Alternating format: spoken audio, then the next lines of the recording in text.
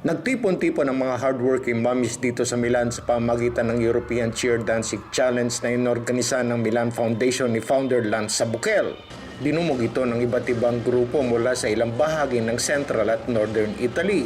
At kahit hectic ang schedule at walang kapaguran si PCG Milan Consul General Elmer Cato na galing pa sa consular service sa labas ng syudad, ay hindi niya kinalimutan dumalo sa Cheer Dancing Challenge. At tayo po sa konsulado ay nagpapasalamat sa ating mga kababayan dito sa Milan, mga leaders ng iba't ibang organisasyon katulad ng Milan Foundation na nanimuno sa mga programang ganito, mga physical fitness programs na nagbe-benefit yung ating mga kababayan.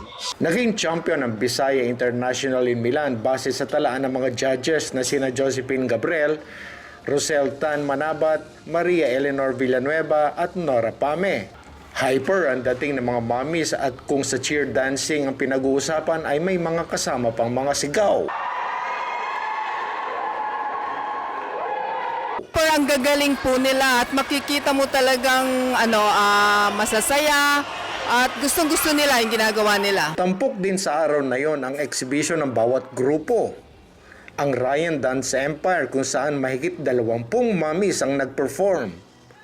Naroon din ang Mamba Zumba ni Joey Lagan sa kanilang makabagong Zumba moves.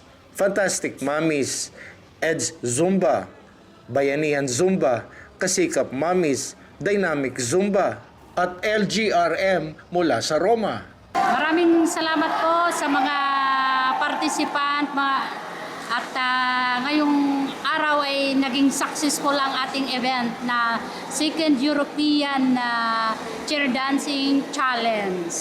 At kahit mabigat ang trabaho ng mga OFW mommies ng buong linggo, ay nakakapaglaan pa rin ng oras sa mga ito para sumali sa mga trending physical activities tulad ng Zumba. Mula sa Milan, Italy, Chet De Castro Valencia para sa Pambansang TV sa Bagong Pilipinas.